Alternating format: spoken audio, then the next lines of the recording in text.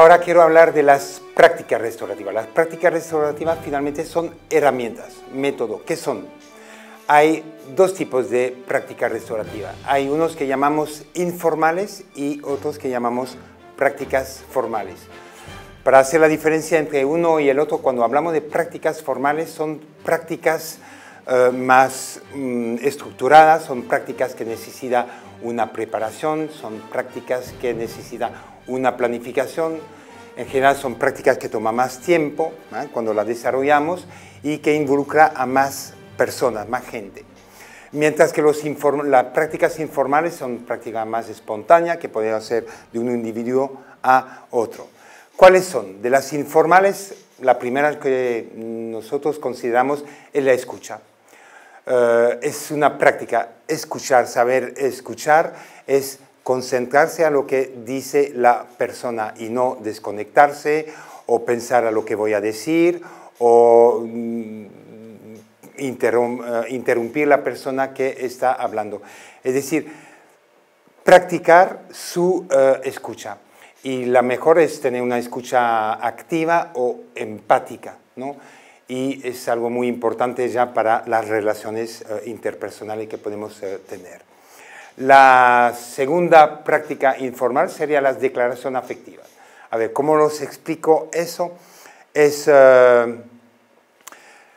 si una persona o la conducta de una persona me afecta. Imagínense que soy profesor dentro de un aula, un salón, y los alumnos hablan a voz alta, incluso miran sus celulares, juegan con ellos, no se concentran en el salón y yo estoy dando clase y me interrumpe y me siento fastidiado.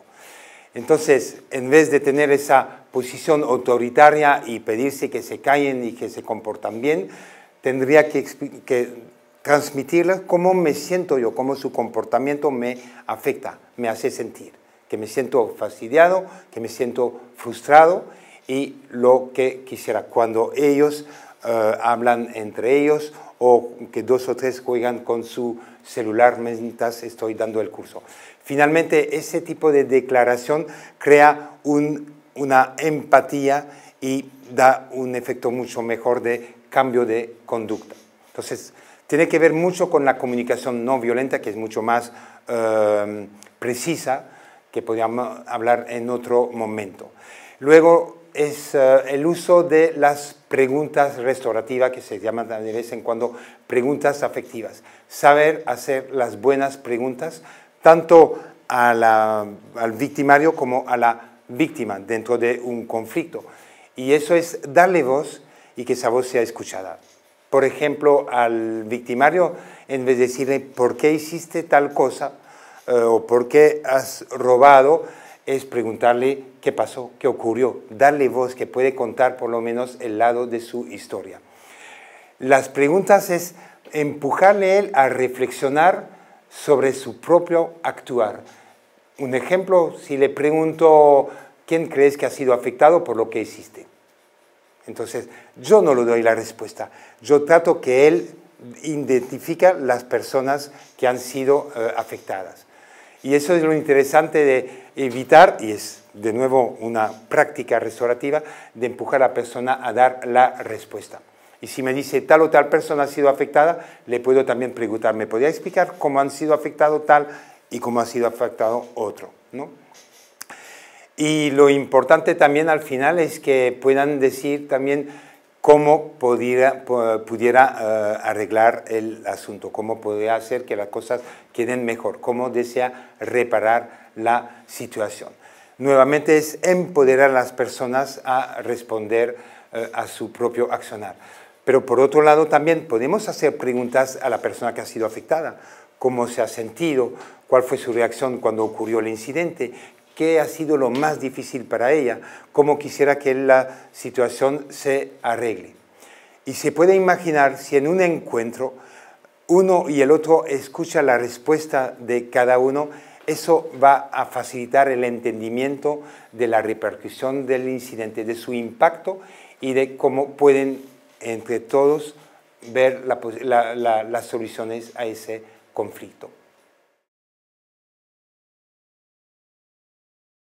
ciclo restaurativo y reunión restaurativa son las herramientas más formal.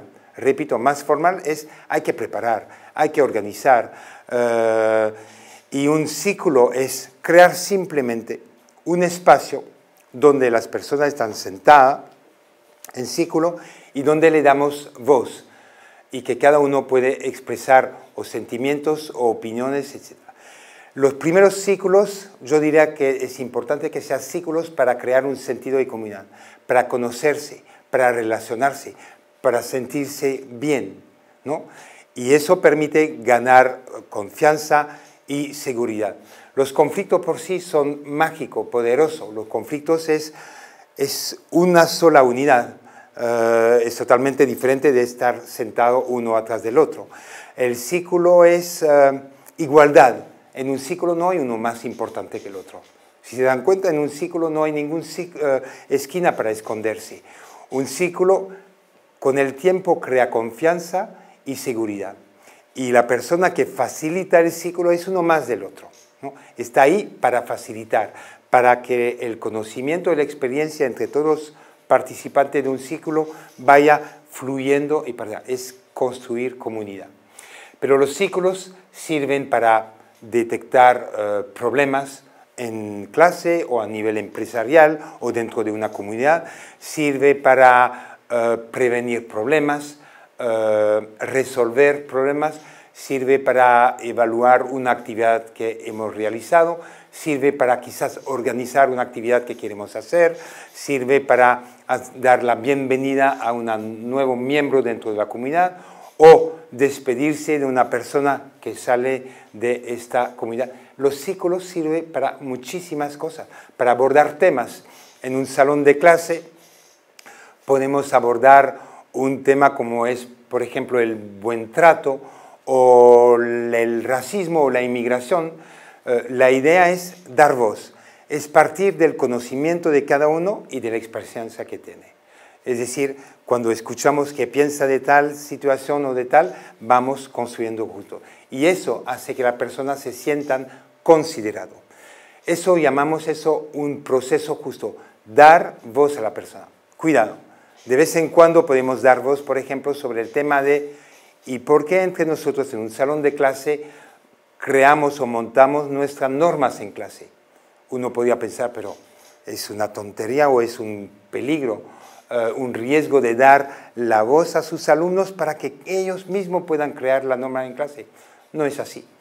Van a ver que ellos van a aportar esas normas. Si alguien, uno de ellos, me proponen o nos proponen unas normas que a mí, docente en ese caso, no me parece, le puedo decir, discúlpame, te agradezco por esa propuesta, pero esa no va a poder entrar.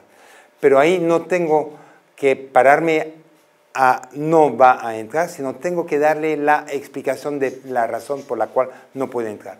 Y muchas veces en nuestra práctica es algo que nos hace falta de explicar las razones de tomar decisiones.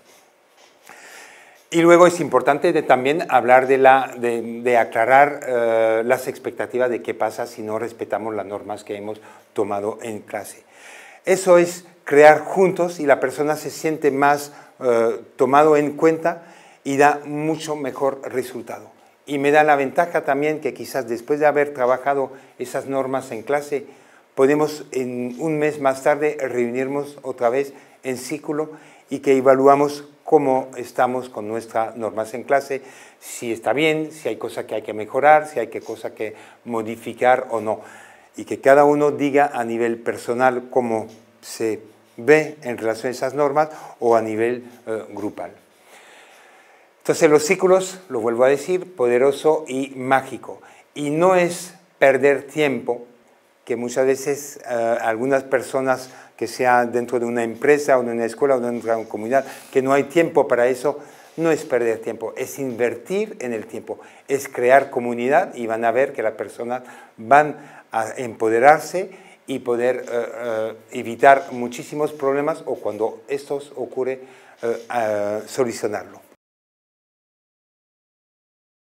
Las reuniones restaurativas, y ahí muy ligada a la justicia restaurativa, es hacer encuentros entre una persona que ha sido afectada por un delito y la persona que causó este daño.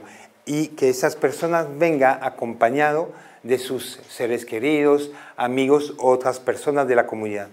Es decir, que ya es una diferencia entre una mediación donde es muchas veces víctima, victimario. Aquí es víctima, victimario y comunidades. Yo personalmente he organizado o realizado muchas reuniones restaurativas con 10, 15, hasta 25 personas. Y por ello se necesita una buena preparación previa a la reunión. Pero lo interesante en esta reunión, de nuevo, es devolver el poder a los actores del conflicto. Y mi papel es facilitar ese diálogo restaurativo. ¿Cómo? Usando las preguntas restaurativas. Que esa persona pueden hablar del incidente, de cómo se ha sentido con esa situación, de quiénes ha sido afectado, de cómo han sido afectados y cómo lo pueden arreglar. Esas son las diversas prácticas restaurativas. Hay una última más que llamamos la reunión de grupo familiar, que vienen principalmente de Nueva Zelanda, Australia, aunque hoy en día se está aplicando ese tipo de herramienta en otros países como Holanda o Bélgica y otros países más, Canadá también, que ahí es cuando una familia está atravesando un problema dentro de la familia, que puede ser problema múltiple familiar, puede ser un alumno, un hijo que ya no le va bien en la escuela, quiere abandonar, está metido en mala compañía o hay problema de consumo, puede ser una familia donde hay algo de violencia o el padre consume o alcoholismo, puede ser que el padre está detenido y en privación de la libertad. Es decir, hay un problema dentro de la familia y lo que se busca en una reunión de grupo familiar es empoderar a la familia a que ellos mismos tratan de crear su plan de intervención como familia. Cuando me refiero a familia, no es la familia de hace 45 años, sino hay mucho tipo de familia hoy en día y hablamos de una familia extendida, amplia, que puede ser incluso persona que no tiene ninguna relación sanguínea entre sus miembros, pero que hay confianza y apoyo. Y es decir, que esa familia se reúnen, hablan del asunto y es a partir de sus propios recursos y experiencia que buscan qué pueden hacer para solucionar. Me van a decir, pero ¿cuál es el rol de los profesionales en ese caso? Es la preparación de esa reunión y los profesionales es ayudar a esas personas a poder elegir sus opciones e informarles también de algunos servicios o recursos que existen, tanto privado como público, que pueden ser de utilidad para ellos, que están al tanto, ¿no? Y una particularidad de esa reunión es, se puede imaginar, de dejar a solas una familia para montar su plan. Ese plan lo presentan a los profesionales y van dialogando para que haya un acuerdo entre ellos. Lo que digo muchas veces, nosotros profesionales somos muy buenos para diagnosticar y para crear planes, pero ¿cuántas veces esos planes funcionan? Muchas veces me enfrentamos que no se están dando y me digo, la familia también tiene derecho a hacer errores y aprender de sus errores. Entonces, que hagan sus planes. Si el plan no funciona, nos volvemos a reunir y pueden también corregir. Y por la experiencia, le digo, es algo muy interesante que espero que se vaya aplicando y ampliando en diversos países.